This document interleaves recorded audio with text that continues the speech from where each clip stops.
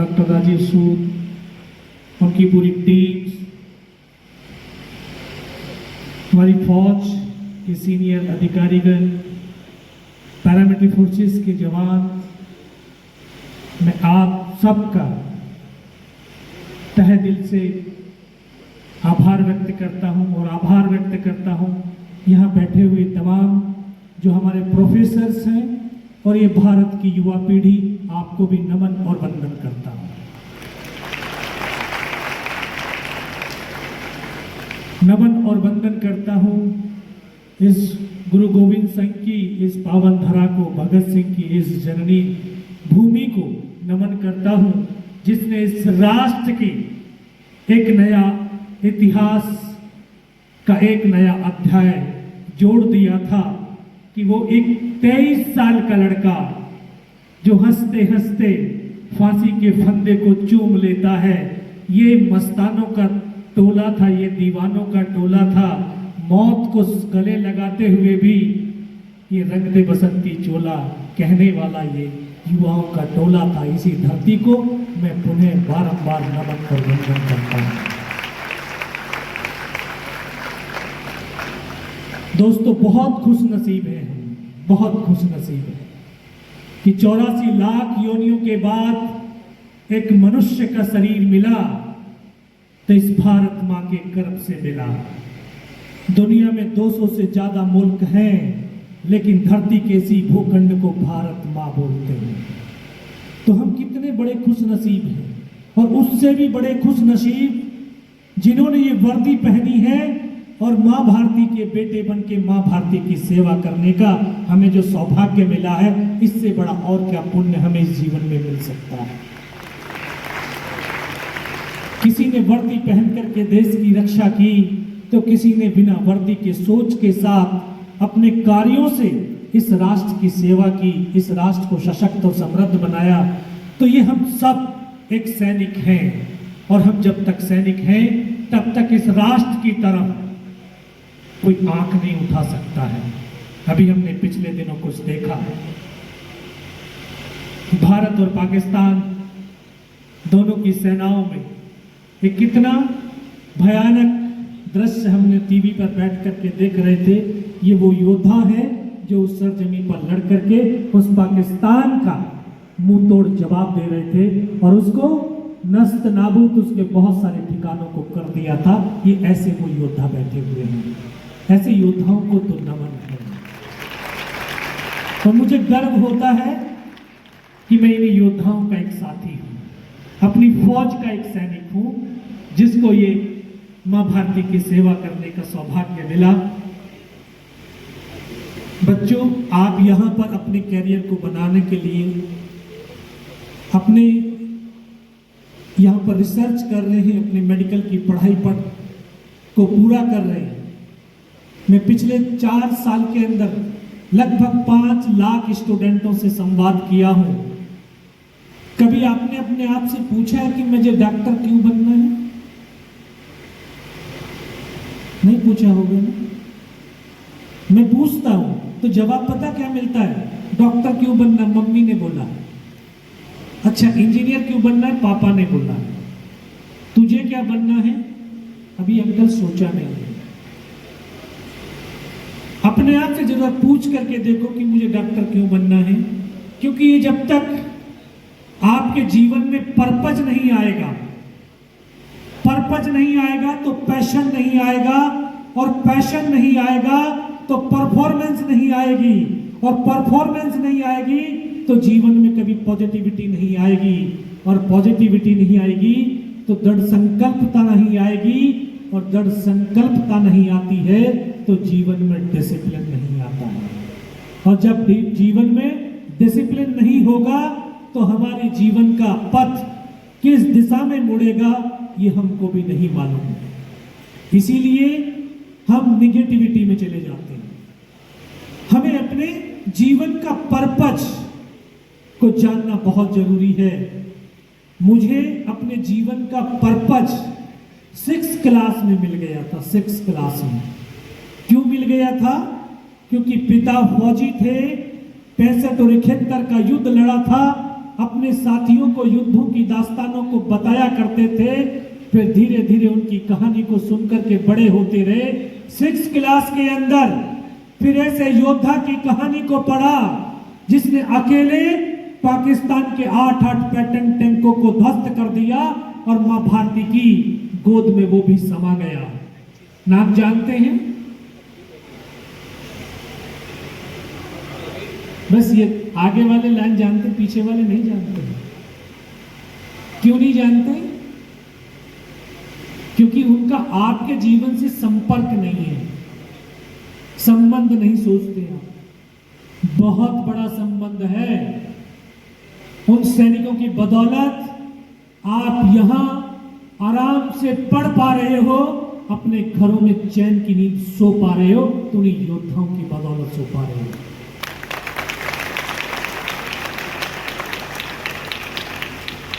उस योद्धा का नाम वीर अब्दुल हमीद। उसकी कहानी को पढ़ा तो मन और मस्तिष्क के अंदर एक भाव पैदा हुआ कि फौजी बनना है, लेकिन क्यों बनना है? युद्ध लड़ना है। 10 साल के बच्चे को युद्ध की ABCD नहीं मालूम थी, लेकिन वो भाव जागृत हुआ, युद्ध लड़ना है।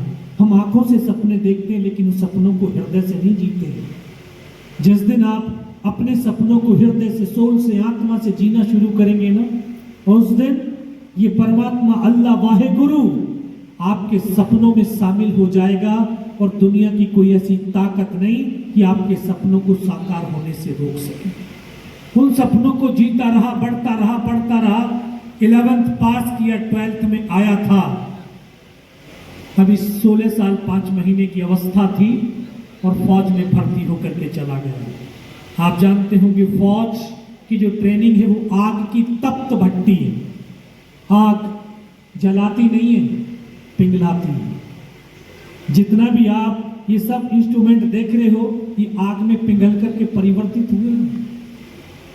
तो फौज वो आग की ट्रेनिंग की तप्त भट्टी में एक सिविलियंस के भाव और भावनाओं को परिवर्तित करके उसको एक सैनिक के रूप में परिवर्तित कर देती है, क्योंकि फौजी इस राष्ट्र का विश्वास और भरोसा होता है। जब वो अपने बदन पर वर्दी पहनता है तो वो वर्दी कोई मामूली कपड़ा नहीं है, वो लाखों करोड़ों सैनिकों के खून से पावन और पुनीत वो वर्दी है। 140 करोड़ हिंदुस्तानियों का विश्वास और भरोसा वो वर्दी है। तिरंगे की आन बान और शान वो वर्दी है, जिसकी खातिर पल भर में वो अपने आप को कुर्बान कर देता है, हमारे लिए अपने प्राणों की आहुति दे देता है।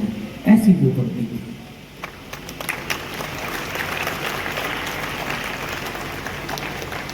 अगर आपने राष्ट्र कवि दिनकर को पढ़ा होगा तो उन्होंने 2 लाइन बड़ी अच्छी लिखी थी, युवाओं के लिए लिखी थी। उन्होंने लिखा था कि 2 में से तुम्हें क्या चाहिए, कलम या तलवार? क्योंकि वो जानते थे कलम से भी हिंदुस्तान का एक नया अध्याय लिखा जा सकता है और तलवार से भी एक नया अध्याय लिखा जा सकता है। तो इसीलिए कहा उन्होंने, 2 में से तुम्हें क्या चाहिए, कलम या तलवार? मन में ऊंचे भाव की, तन में शक्ति विजय अपार। और इसी चीज को आगे बढ़ाया जयशंकर प्रसाद जी ने। उन्होंने लिखा कि वह पथ क्या, पथिक कुशलता क्या, जिस पथ बिखरे शूल न हो, उस नाविक की धैर्य परीक्षा क्या, जहां धाराएं प्रतिकूल न हो। कि हम नदी की धारा के साथ साथ तो जीवन की पथ की नाव को बहा सकते हैं, लेकिन विपरीत धारा में उस नाव को बहाना ही सच्चे वीर की वीरता होती है। हमें उस तरह का बनना है। तो उस वर्दी को पहन करके पहली पोस्टिंग कश्मीर में गया।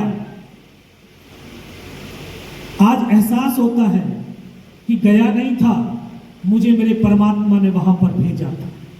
क्योंकि हम इन आंखों से सिर्फ उतना देख सकते हैं जितना देखा जा सकता है। हमारा परमात्मा वो अल्लाह, वो वाहे गुरु जन्म से लेकर के मृत्यु तक के जीवन के पथ को देख सकता है। उसको मालूम था उस धरती पर कुछ दिन के बाद एक बड़ा युद्ध होने वाला है, और बड़े युद्ध को लड़ने से पहले छोटे युद्धों का हिस्सा बनना बहुत जरूरी होता है, ताकि बड़े युद्ध को लड़ते समय उसके पैर न डगमगाएं, हाथ न कपकपाएं, बल्कि सीना तान करके उस चुनौती से उस दुश्मन को लड़ करके जीत सुनिश्चित कर पाए। तो उस धरती पर 1990 से आज तक हिंदुस्तान की फौज दहशतगर्दों के साथ, मिलिटेंटों के साथ एक युद्ध लड़ती हुई चली आ रही है। उस युद्ध का हिस्सा बना। धीरे धीरे समय व्यतीत होने लगा। दोस्तों, जानते हो जीवन की सबसे बेशुमार कीमती चीज क्या है? ये समय ही है। आज के जो ये पल आप बैठ करके जी रहे हो, कल पूरी दुनिया की दौलत से इन पलों को खरीद नहीं पाओगे। और एक कोई दुनिया में इतना बड़ा धावक ही नहीं हुआ कि आज के इन पलों को कल दौड़ करके पकड़ सके। कोई नहीं पकड़ सकता। ये समय अपनी गति से चलता रहा, बहता रहा। वर्ष 1998 आया जब भारत और पाकिस्तान दोनों ने परमाणु परीक्षण किया। तत्कालीन प्रधानमंत्री माननीय अटल बिहारी वाजपेयी, उनको आभास हुआ, एहसास हुआ, दोनों ही मुल्क बारूद के ढेर पर आकर के खड़े हो गए। छोटी सी भी नफरत की चिंगारी पूरी मानवता का विनाश कर सकती है। तो इसलिए उन्होंने शांति का पथ अपनाया। और ये सच है, जहां शांति होती है वहीं उन्नति और प्रगति होती है। मुल्क की उन्नति और प्रगति के लिए मुल्क में शांति चाहिए, और एक व्यक्ति की इंडिविजुअल उन्नति और प्रगति के लिए उसके मन और मस्तिष्क के अंदर शांति चाहिए, ताकि वो समय पर डिसीजन लेकर के अपने जीवन को आगे बढ़ा सके और आगे बढ़ सके। उसी शांति को कायम रखने के लिए भारत सरकार ने समझौता एक्सप्रेस लाहौर बस यात्रा शुरू करी। लेकिन पाकिस्तान का जनरल परवेज मुशर्रफ वो नहीं चाहता था दोनों मुल्कों के आवाम के बीच शांति हो, सौहार्दपूर्ण वातावरण बने, दोनों मुल्क तरक्की की राह पर अग्रसर हो। तो उसने कारगिल, बटालिक, दराज, तुर्तुक ऐसे सेक्टर, ऐसी जगह जहां पर सर्दियों में -60 डिग्री टेम्परेचर जाता है। पंजाब में तो कहीं माइनस नहीं जाता होगा, नहीं जाता, 4-5 डिग्री तक जाता है। और 4-5 डिग्री जाने के बाद सारे संस्थानों की छुट्टियां हो जाती हैं। हम घरों में, बिस्तरों में छुपे रहते हैं, दुबके रहते हैं। लेकिन आपके गांव का, शहर का, प्रदेश का बेटा और बेटी उसी -60 डिग्री टेम्परेचर में खड़े होकर के दिन रात अपने कर्तव्य और दायित्व का पालन करता है, ताकि इस देश का युवा पढ़ लिख करके अपने कैरियर को बनाए और राष्ट्र को सशक्त और समृद्ध बना सके। ये आपके गांव के वो बेटे खड़े हैं। ऐसी जगह दुश्मन हाइट पर बैठा हुआ है। इसका रिमोट, इसका स्लाइड का रिमोट मुझे दे दो, बहुत आगे बढ़ा है। इसका रिमोट मुझे दे दो। नहीं, मैं बताऊंगा तो उसके बाद चला, पीछे करो और पीछे करो और पीछे और पीछे, हाँ बस। ये शायद फौज तो जानती है कि ये कहाँ का चित्र है। ये कैप्टन मोड का चित्र है और ये इस विशेष रूप से रखा है। ये हमारे जीवन से बहुत बड़ा ताल्लुकात रखता है। इसमें रास्ता इस तरह से ऐसे ECG कराई है ना, उसमें ऐसे ऐसे होता है ना। और अगर ऐसे ऐसे चल रहा है तो डॉक्टर ये कहते हैं, सब डॉक्टर ही बनने वाले ना, कि हार्ट बीट चल रही है और इंसान जिंदा है। और वो अगर ऐसे लाइन होगी तो चला गया। कितना गहरा चीज है कि इंसान का जीवन ऊंचाई और नीचाई, कठिनाई और समस्याओं से भरा हुआ है। और जो इंसान इन समस्याओं, ऊंची और नीची चुनौतियों से लड़ रहा है, वही तो जिंदा है, बाकी तो सब मृतक के समान है। तो ये वो कैप्टन मोड, आगे बढ़ाइए जरा, आगे बढ़ाइए। ये वो तोलोलिंग पहाड़, ये दराज सेक्टर का वो पहाड़ जो नेशनल हाईवे श्रीनगर टू ले बिल्कुल उससे सटा हुआ पहाड़ है। शायद इससे अनभिज्ञ होंगे आप तो आपने कारगिल वॉर मेमोरियल की पिक्चर देखी होगी। कारगिल वॉर मेमोरियल इसी पहाड़ी के तलहटी में बना हुआ है।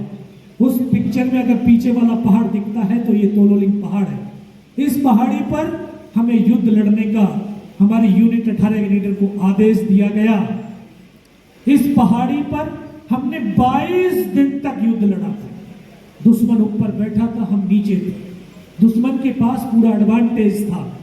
उसने कभी सपने में भी नहीं सोचा था हम यहां से वापस जाएंगे, लेकिन वो भूल गया ये हिंदुस्तान की मिट्टी है और इस मिट्टी में तो सिंगनिया और शेर पैदा होते हैं।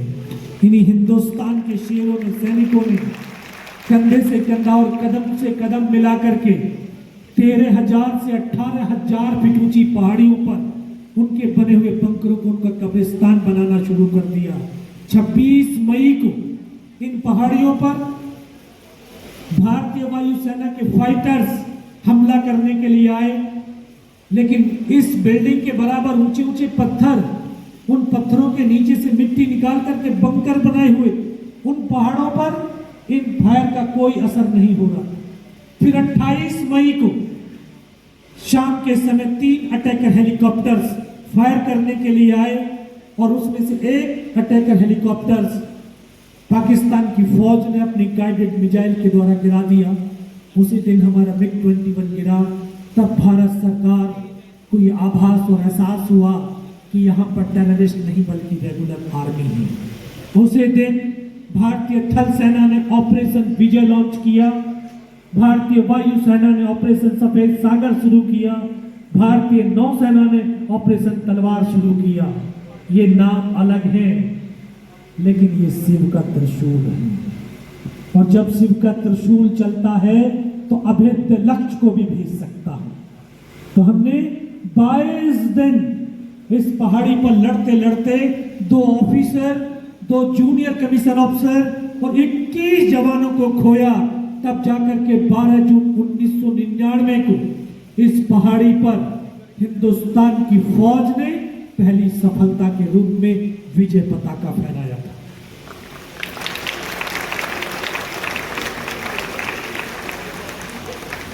सर अभी अजमेर में गया था, वहां पर महर्षि दयानंद यूनिवर्सिटी एक प्रोफेसर साहब ने सवाल किया, बोले सर, बोले यादव साहब एक सिविलियन और फौजी में क्या फर्क है?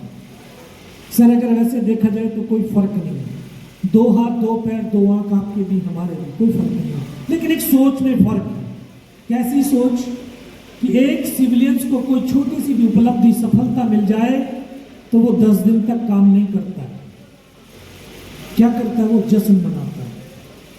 और हमारी फौज हर रोज एक नई उपलब्धि, एक नई सफलता प्राप्त करती है, थोड़ी देर के लिए जश्न मनाती है और उस सफलता में ठोकर मार करके 4 कदम दूर फेंक देती है, ताकि वो सफलता उसके यहां पर ना रहे बल्कि उसके पैर की ठोकरों पे रहे, ताकि उसमें अहंकार ना हो।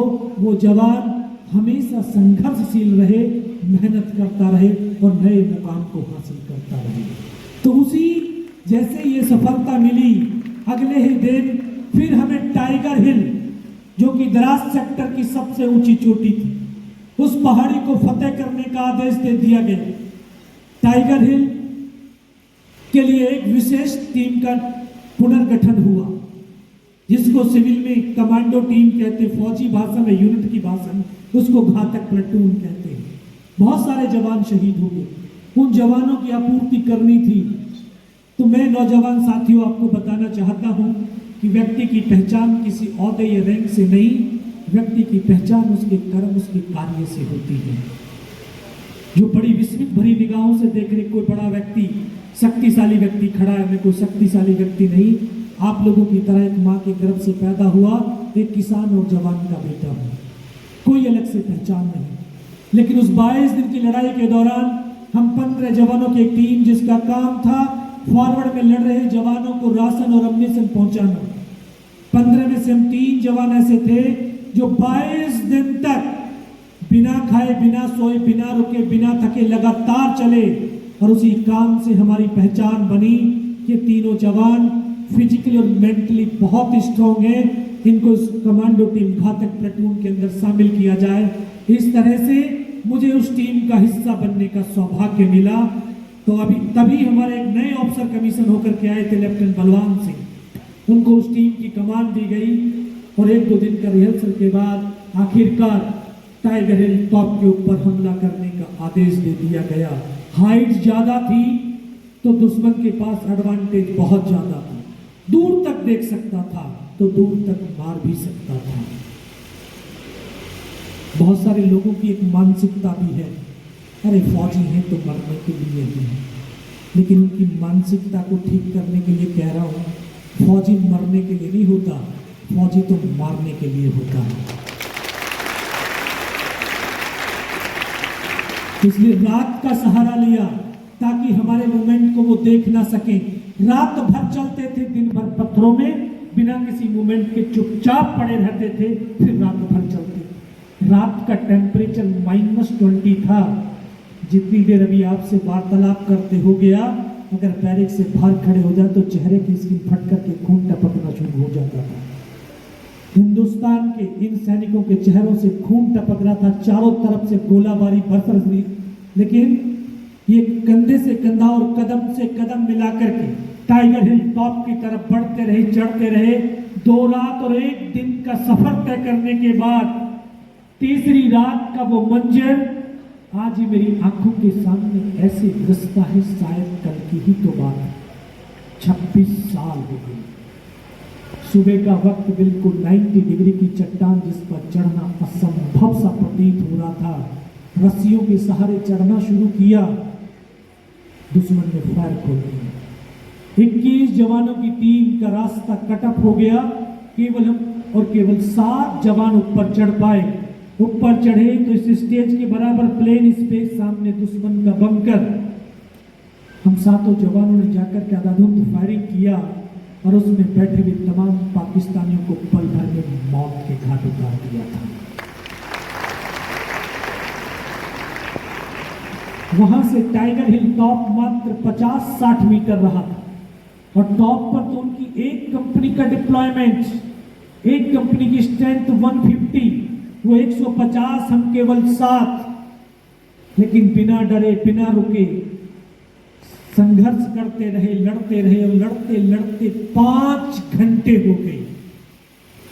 और 5 घंटे के बाद वो दृश्य, वो परिस्थिति आई जो आज तक सिर्फ आपने फिल्मों में देखा होगा कि गर्दनें कटती और धड़ चलते हैं। मैंने देखा नहीं, इनको जिया है। मुझे वो पल आज भी याद है जब मैं सर से लेकर के पैर तक लहूलुहान था और मेरा साथी ठीक सामने बैठा हुआ मुझे फर्स्ट एड करने की कोशिश कर रहा था। तभी उसको यहाँ पे गोली लगती से मेरा सर निकल के बाहर हो जाए। उसका हाथ पकड़ा, सर क्या हुआ, लेकिन एक शब्द तक नहीं बोल पाया। ऐसे मेरे बगल में बैठा मेरा ट्रेनिंग का साथी था, होममेट था। मैं उसको बोला, अनंतराम सर को गोली लगी है क्या? ये उसके आखिरी जीवन का आखिरी शब्द था। उसको सीने में गोलियां लगती है, फेफड़ों से खून की फौरें छूटती मेरी गोद में कैसे लेट जाता है। पल के अंदर दोनों सोने शुरू। पीछे से एक साथी दौड़ करके आया। अभी वहीं पर पाकिस्तान के एक मोटर का बम गिरता है, उसकी यहाँ से गर्दन करके दूर जा करके बनती है। चारों तरफ खून का बौछार ही बौछार। मैं महात्मा देख रहा था, उस धड़ पे सब नहीं था, लेकिन हाथों से बंदूक नहीं छूटी थी। वो धड़ 2 कदम तक चला फिर चलने पड़ गया। और साथी आगे बढ़ा और वो वहाँ पर मिलता है, उसके दोनों हाथों में पैर पकड़ दूर जाकर के करती है। दोस्तों, लोग शरीर के अंदर कट करके जमीन पर गिरते हैं, किस तरह से उछलते हैं, तड़पते शब्दों में पैर नहीं कर सकता। इस तरह से एक एक करके मेरे तमाम साथी शहीद हो गए। मैं भी उनकी तरफ से मर चुका था। उनका एक कमांडर जो 30-35 जवानों के साथ हमारे बिल्कुल इर्द गिर्द पहुंच गया। उसने बोला, जरा इनको रीचेक तो करो, इनमें से कोई जिंदा तो नहीं बच गया है। पाकिस्तान के जवान हमारे जवानों की बॉडियों में गोलियां मारने लगे तो बॉडियां ऐसे उछलती थी। उसने जब सामने वाले को मारा, उसकी बॉडी उछली, बगल वाले को मारा। मैं भी इस तरह से पड़ा था। उसने फर्स्ट में यहाँ पे गोलियां मारी। मैं देख रहा था कि धुआं निकल रहा है। फिर उसने पैर में गोली मारी तो यहाँ से भी धुआं निकल रहा।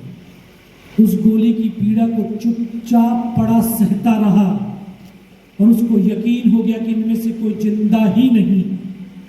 फिर तो उन्होंने अमानवीय क्रूरताओं का तांडव शुरू किया। हमारे जवानों की बॉडियों में पत्थर मारने लगे ताकि ये बॉडी छत विछत हो जाए, गालियां देने लगे, बूट की ठोकरें मारने लगे और ये बहुत देर तक तांडव चला। ये भी पड़ा हुआ सहता रहा और देखता रहा। बहुत देर के बाद फिर उनके कमांडर ने पुनः अपने साथियों को बोला कि नीचे जो हिंदुस्तान का एक एमएमजी पोस्ट है उसके ऊपर हमला कर दो और इनके हथियार उठा लो। जब ये आवाज मेरे कानों तक पड़ी तब मुझे लगा कि आज तो मेरी पूरी टीम खत्म हो जाएगी। तब ऊपर वाले से एक ही प्रार्थना, एक ही अरदास करी कि मुझे इतने जिंदा रख दे कि मैं अपने साथियों तक सूचना दे सकूं। और दोस्तों ये सत्य है, अगर हम निस्वार्थ भाव और सच्ची श्रद्धा के साथ उस परम पिता परमेश्वर को याद करते हैं, वो शक्ति तो साक्षात हमारे सामने दर्शन दे देती है। और मैं अपने आप को बड़ा सौभाग्यशाली समझता हूं कि मुझे इस जीवन में 2 बार उस दिव्य शक्ति का दर्शन हुआ। बस चुपचाप पड़ा था, वो वापस ऐसे गोली मारता हुआ आ रहा था, एक हथियार उठाता हुआ आ रहा था। जब वो नजदीक पहुंचा तब अपने मन और मस्तिष्क के अंदर के विश्वास को पैदा किया कि अगर इसने सर और सीने में गोली नहीं मारी, चाहे मेरे हाथ पैर दोनों ही काट करके क्यों ना ले जाए, मैं उठ तक नहीं करूंगा और मैं जिंदा भी रहूंगा। और आज उसी विश्वास की बदौलत आपके सामने खड़ा हूं।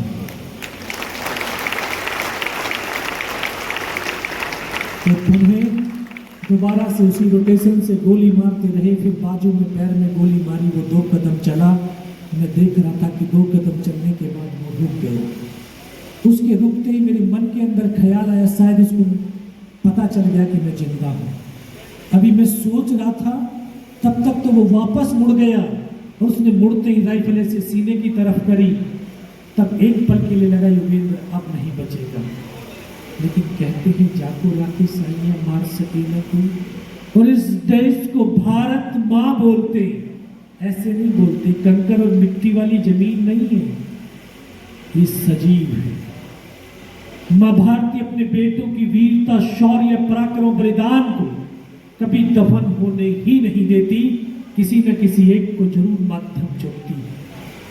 शायद इस माँ भारती ने मुझे वो माध्यम चुन लिया होगा कि उसके बेटों ने जो शौर्य, वीरता, पराक्रम दिखाते, जो बलिदान दिया है, उसको मैं देश और दुनिया तक पहुंचा सकूं।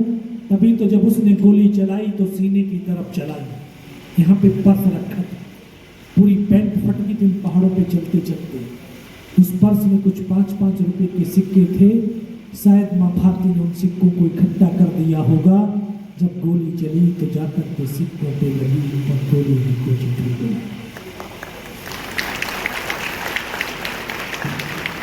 उस गोली के धक्के से, फोर्स से, पावर से मुझे भी लगा कि मैं मर गया हूं।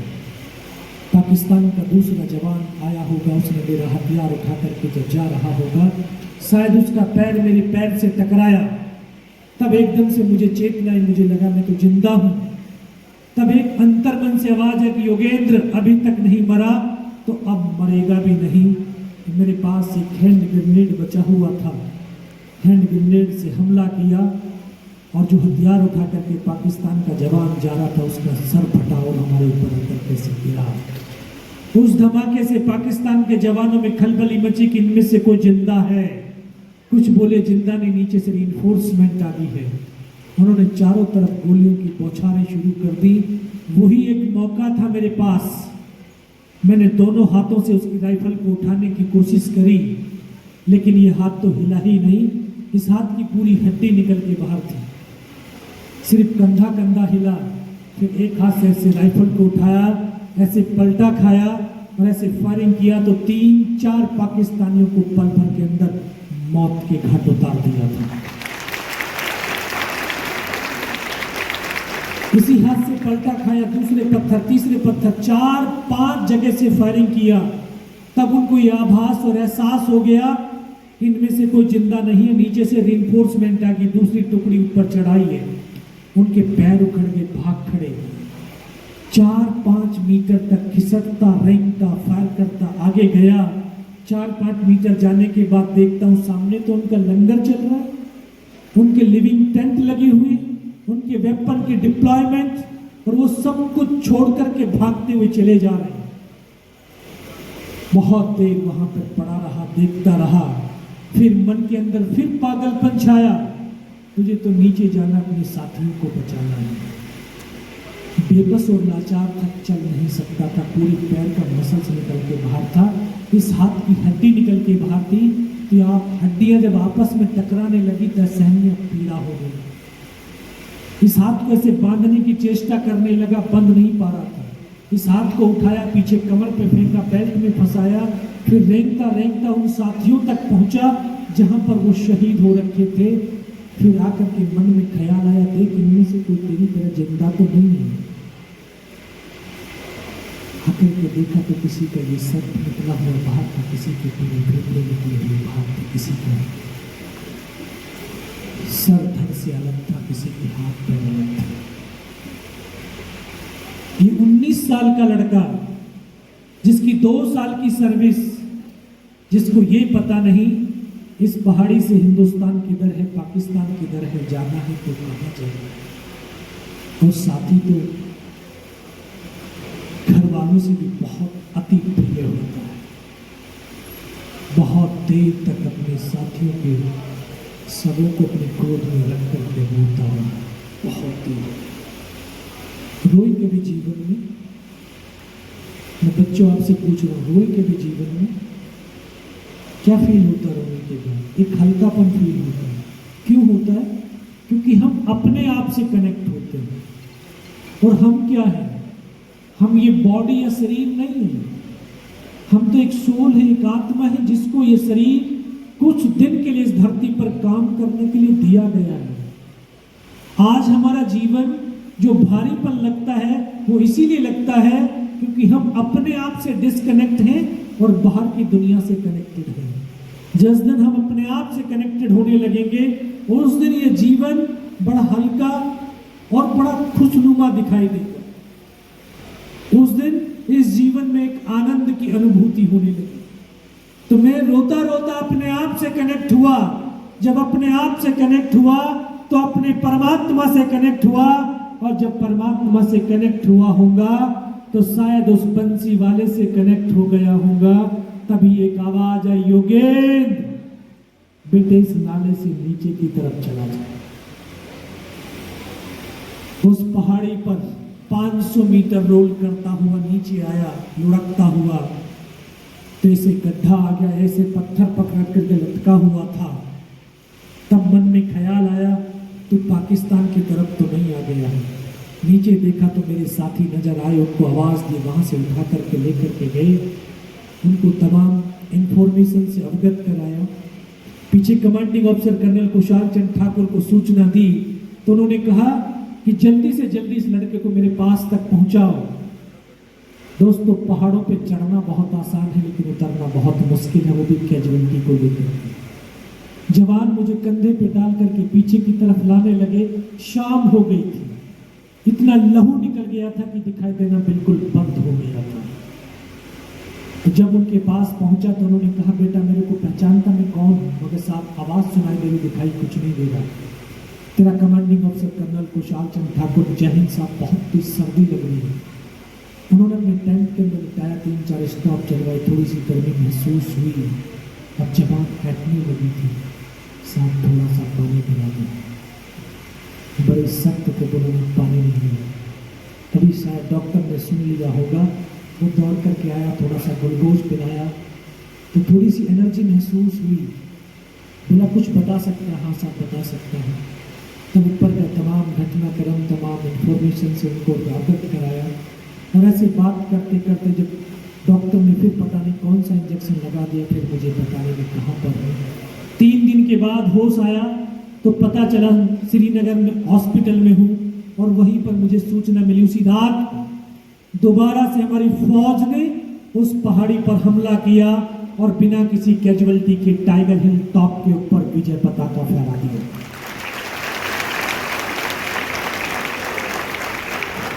टाइगर हिल की जीत कारगिल युद्ध का यूटर्न था, सीज़फायर हुआ। और आज हम 26 जुलाई को कारगिल विजय दिवस के रूप में मनाते हैं।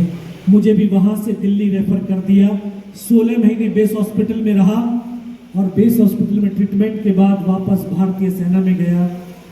25 साल भारतीय सेना में सेवा किया। अभी 31 दिसंबर 2021 को सेवानिवृत्त हुआ हूँ, लेकिन अपने कर्तव्य और दायित्वों से निवृत्त नहीं हुआ हूँ।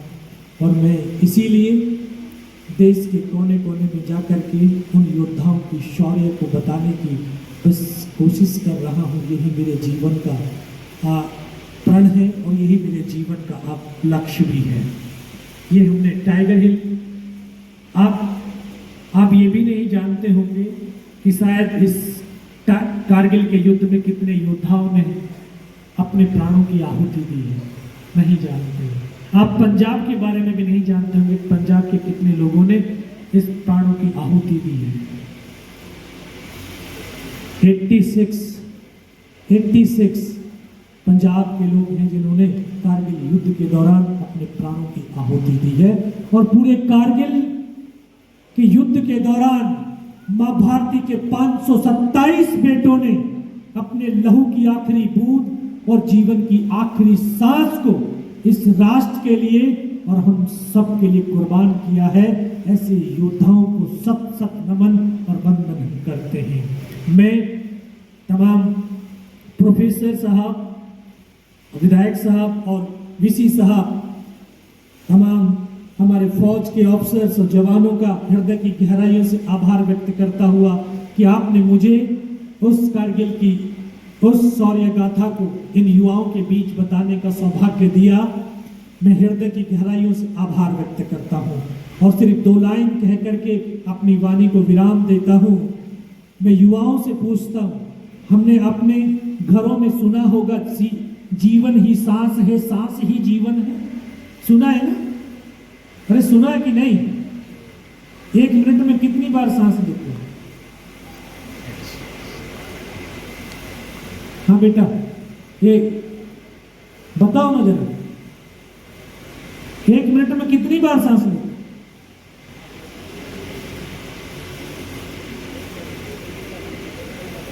कितना सर? 80? गुड, बिल्कुल। ये पीछे वालों के तो ये लग रहा था 72 बता दो, क्योंकि वो 72 ही पढ़ा है, हार्ट बीट है वो। अगर 72 बार सांस लेने लगे तो 10 साल की उम्र भी नहीं है हमारी। हम 1 मिनट में 15 से 17 या 18 बार सांस लेते हैं, तब हमारी औसतन आयु 65 से 70 वर्ष है। तो मैं इसी सांसों से जोड़ता हुआ 2 लाइन कह रहा हूं कि ये सांसों के तराने हिंद का नवगान गाएगा, हमारा शौर्य ध्वज लेकर। किसका? इस भारत के युवाओं का, इस भारत के युवाओं का। क्योंकि पूरा विश्व कहता है भारत युवाओं का राष्ट्र है। सच में युवाओं का राष्ट्र है। 65% भारत में युवा है, लेकिन दुर्भाग्य ये भी है इस 65 में से 80% को ये पता नहीं सूरज कितने बजे निकलता है। मालूम है? नहीं मालूम। क्यों नहीं पता है? क्योंकि ये जो रील बन रही है ना अभी, ये रील, ये शाम को इंस्टाग्राम पे जाएंगे कि नहीं? और रात को 2:30 बजे तक ये रील की लाइक चेक करेंगे, कितने लाइक आए हैं। अगर रात को लाइक अच्छे नहीं आए तो रात को डिप्रेशन आ जाएगा। मुझे तो कोई पसंद ही नहीं करता। आप ये चाहते हैं कि आपको रील से कोई पसंद करे? अरे ऐसे काम करो, ऐसे मुकाम हासिल करो कि कोई आपको सोशल मीडिया पे नहीं बल्कि कोई गूगल पे सर्च करे, ऐसे काम।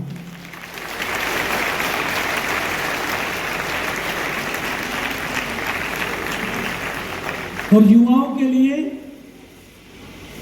के लिए दुष्यंत कुमार ने 2 लाइन बड़ी अच्छी लिखी कि हंगामा खड़ा करना मेरा मकसद नहीं, मेरी कोशिश है ये सूरत बदलनी चाहिए। आग मेरे सीने में लगे या तेरे सीने में लगे, ये देशभक्ति राष्ट्र प्रेम की आग, लेकिन ये आग लगनी चाहिए, ये आग जलनी चाहिए। तो हमारा शौर्य ध्वज लेकर वो चंद्रयान गाएगा, हमारे प्राण माता भारती के पक्ष समर्पित हैं। हमारे लहू का हर कतरा हिंदुस्तान गाएगा, हिंदुस्तान गाएगा। बहुत बहुत धन्यवाद डॉक्टर राजीव सूद सर, जो आपने